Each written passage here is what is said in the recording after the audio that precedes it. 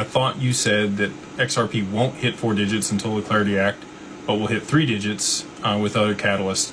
Did I mishear or misunderstand? You know, I really think 3 and 4 digits are both possible prior to the Clarity Act. I think that 3 digits is much more likely prior to the Clarity Act, and 4 digits could absolutely come after the Clarity Act.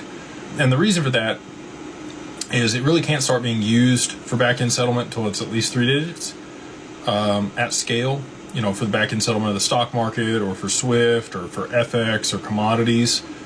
And then, you know, once we know how it's regulated and how it can be used and transacted with, banks can already hold crypto to be able to settle transactions.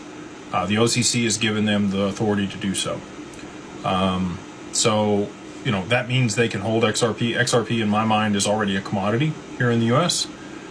Because, you know, the CFTC, obviously, Caroline has gone on to MoonPay at this point, but she met with Brad frequently when she was at the CFTC, and XRP is obviously listed on Bitnomial with a USD pair and traded as a commodity alongside Bitcoin and ETH.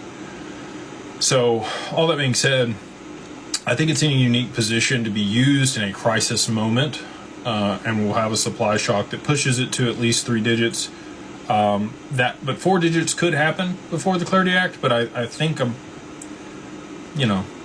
don't have a certainty on that. It could be that 4 digits does not happen until after the Clarity Act is passed.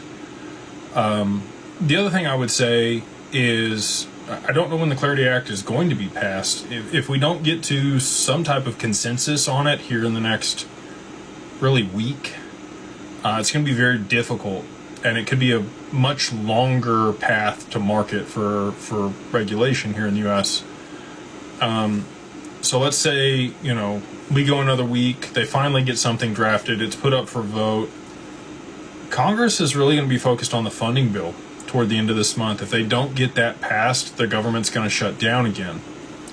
And they're not going to allow competing bills to take away from that. And we saw, even with focus on that, we had a government shutdown of 40 plus days last year.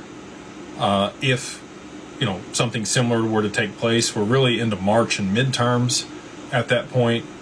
And, you know, Congress really won't get in the full swing of things again until mid to late Q2, maybe even early Q3, before they'd even be able to vote for the Clarity Act again.